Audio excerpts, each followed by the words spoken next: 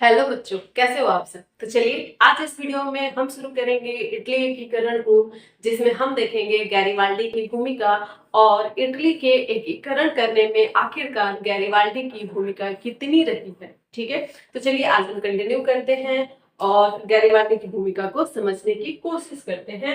तो गैरीबाल्डी की भूमिका समझने से पहले हम थोड़ा सा गैरीबाल्डी के बिहेवियर को समझेंगे।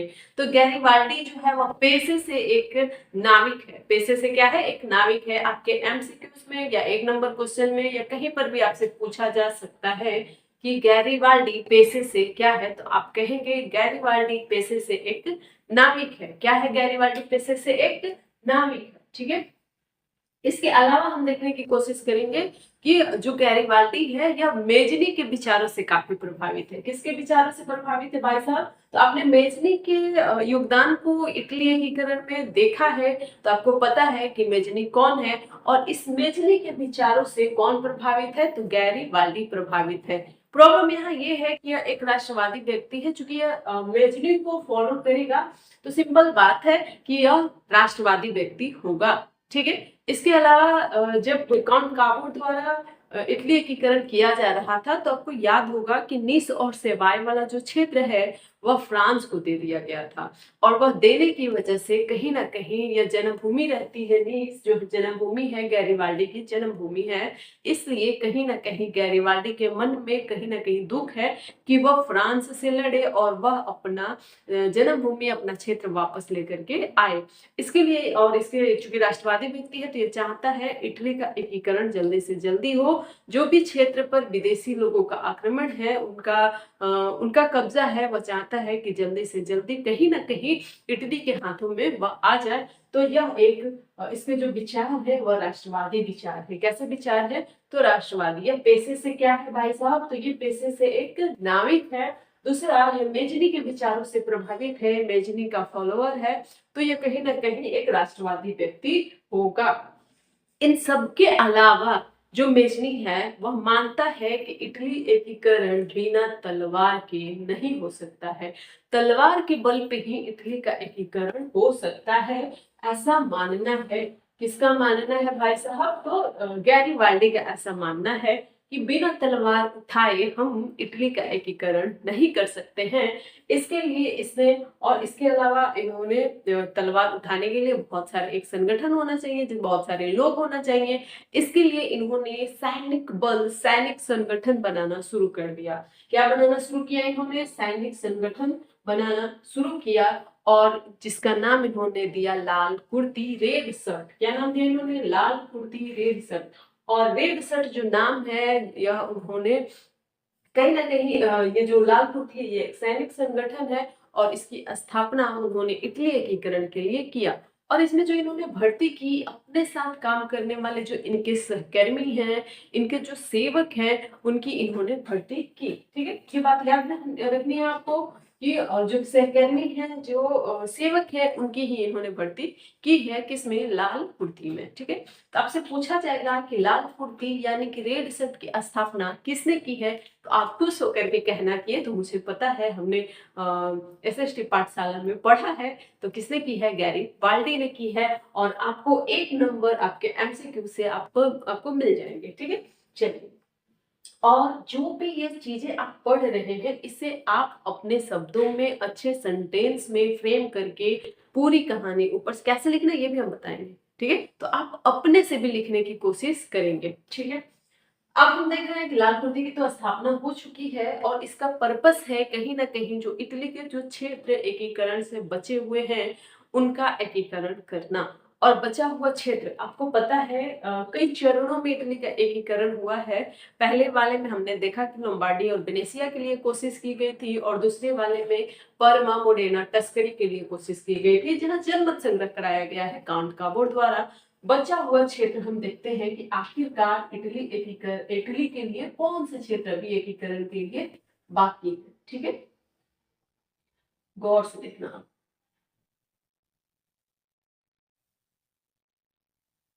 ठीक है, सारे क्षेत्र आपको पता है। नीचे वाले जो क्षेत्र है रोम, और ये है आपका नेपल्स, और नीचे वाला क्षेत्र को हम क्या कहते हैं? सिसिली कहते हैं, है ना। अभी तक ये 3 क्षेत्र बचे हुए हैं, ऊपर में एक वेनेशिया भी बचा हुआ है। क्या बचा है? वेनेशिया बचा है ना? वेनेशिया अभी करने के लिए बचा है, लेकिन वेनेशिया और रोम का बाद में एकीकरण होता है। तीसरे चरण में नेपल्स और सिसिली का होता है और इसे करने वाला गैरिबाल्डी है। तो गैरिबाल्डी अपने सैनिक बल पे अपने सैनिक बल के आधार पर इसने नेपल्स और सिसिली को जीता। किन क्षेत्रों को जीता है? ये नेपल्स और सिसिली को जीता है। अपने साथियों के साथ, अपने सैनिक बल के साथ इस पे अटैक करता है, फ्रांस को यहाँ से भगाता है और अपना अधिकार कर लेता है। और अब सिसिली और नेपल्स किसके हाथ में आ गया है? गैरिबाल्डी यानी एक इटली के व्यक्ति के हाथ में आ गया है। कहीं ना कहीं अब इसका एकीकरण कहाँ हो गया है? इटली में हो गया है। क्या इतनी बातें क्लियर है आपकी? तो बिल्कुल क्लियर है। अब जैसे इसने नेपल्स और सिसिली को अपने अधिकार क्षेत्र में किया, अब गैरिबाल्डी चाहता है कि तेजी से जो भी विदेशी क्षेत्र है यहाँ इन्हें भगा दिया जाए। तो वह तेजी से दौड़ते हुए जाता है, रोम की तरफ मूव करना चाहता है और वह रोम की तरफ अटैक करना चाहता है और रोम को जल्द से जल्द इटली में मिलाना चाहता है। लेकिन इसे रोकने का काम कौन कर देते हैं? काउंट काबू करते हैं। कौन करते हैं? काउंट काबू कहते हैं महाशय। महाशय गैरिबाल्डी, जरा थम जाइए, जरा रुक जाइए, अभी आपको यहाँ कदम पीछे रखने हैं, क्योंकि यह जो रोम है, इस रोम में पादरी रहते हैं और उनकी पादरी की सुरक्षा फ्रांस की सेना कर रही है। और ये जो पादरी हैं, ये पादरी लगभग पूरे यूरोप के लिए बहुत इंपॉर्टेंट है। उनकी पूरी धार्मिक जो शक्ति है, जो उनकी धार्मिक पूरी चीजें हैं, उसका जो हेड है वह पादरी हैं और वे कहाँ रहते हैं? रोम में लोग रहते हैं। तो इस वजह से अगर आप अभी रोम पे अटैक करेंगे, कौन कह रहा है? काउंट काबूल कह रहे हैं। किससे? गैरिबाल्डी से, कि अगर आप अभी रोम पे अटैक करेंगे तो बड़ा सिंपल सी बात है भाई, कि ये पूरी की पूरी यूरोप आपके खिलाफ यानी इटली के खिलाफ हो जाएगा और हमारा एकीकरण किसी काम का नहीं रहेगा। पूरी यूरोप मिलकर के हमारे तरफ हमारा विरोध करने लगेगी और हमारा दुश्मन बन जाएगा। और नाजुकता से समझते हुए गैरिबाल्डी कहते हैं, ठीक है भाई साहब, ये आपके ऊपर छोड़ते हैं हम। ठीक है, तो इन्होंने रोम का एकीकरण ये ना कर सके चाहते हुए भी। ठीक है, तो इन्होंने 2 क्षेत्रों का एकीकरण किया है। दक्षिण इटली हम जिसे कहेंगे, है ना, दक्षिण इटली में नेपल्स और सिसिली है। तो नेपल्स और सिसिली का एकीकरण करने का काम किसका है? तो गैरिबाल्डी का है। और तीसरी चरण में मुबारक हो आपको, इटली का एकीकरण हो चुका है और उसका नाम है नेपल्स और सिसिली और करने वाले हैं गैरिबाल्डी। अब बात यहाँ थोड़ी सी आगे बढ़ाएंगे हम। ठीक है, अब आती है राजा की। ठीक है, जो राजा है इटली का, ठीक है, चार्ल्स एडवर्ड, वे आते हैं और कहते हैं कि ठीक है, आपको रोम पे अटैक करने की कोई जरूरत नहीं है। आपको, आप नेपल्स और सिसिली वाले क्षेत्र में रह करके सत्ता संभाल सकते हैं और यहाँ आप शासन कर सकते हैं अपने अनुसार। चूंकि आपने मेहनत से इसे जीता है तो अपने अनुसार यहाँ शासन कर सकते हैं।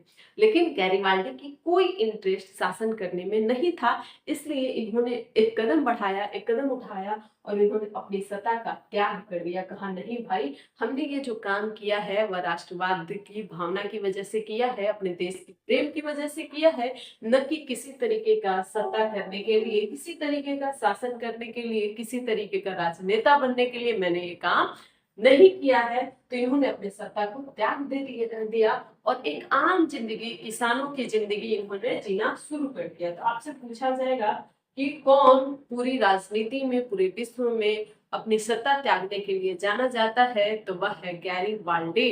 ठीक है, तो राजनीति में अपनी सत्ता त्यागने के लिए जाने जाने वाला व्यक्ति है गैरिबाल्डी। एक बहुत बड़ा त्याग है, सोच के देखो ये कितनी बड़ी त्याग है। ठीक है, और इसके बाद ये कौन सा जीवन जीना शुरू कर देते हैं? तो ये किसान की जिंदगी जीना शुरू कर देते हैं। क्लियर है? ध्यान देने वाली बात यह है कि इनके जो विचार है गैरिबाल्डी के और इनके जो कार्य हैं, इससे प्रभावित होने वाले हमारे भारत के एक राजनेता हैं जिनका नाम आप जानते होंगे। उनका नाम है लाला लाजपत राय। क्या नाम है?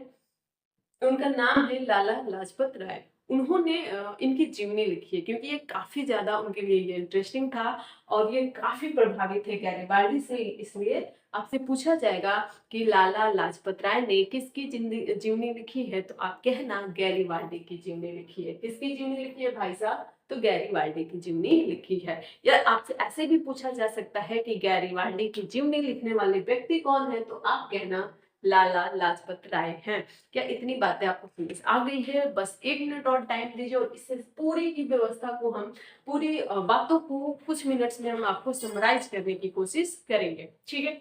गैरिबाल्डी की भूमिका में हम सबसे पहले जो लिखेंगे वह ये लिखेंगे कि गैरिबाल्डी पेशे से एक नाविक था और वह जो है वह मेजनी के विचारों से काफी प्रभावित है, इसलिए वह एक राष्ट्रवादी व्यक्ति भी है।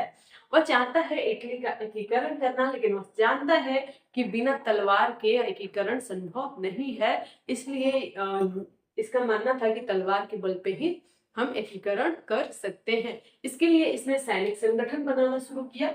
क्या बनाना शुरू किया? सैनिक संगठन बनाना शुरू किया और इसने एक सैनिक संगठन रेड शर्ट यानी लाल कुर्ती के नाम से एक सैनिक संगठन बनाया और इसमें इसने अपने ही साथ काम करने वाले सहकर्मी कर्मचारी इनकी भर्ती की है, सेवकों की भर्ती की है। अपने सैनिक बल के आधार पर इन्होंने नेपल्स और सिसिली पे अटैक किया, आक्रमण किया और उसे अपने क्षेत्र में, अपने अधिकार क्षेत्र में ले लिया और वहां से फ्रांस को भगा दिया, ठीक है?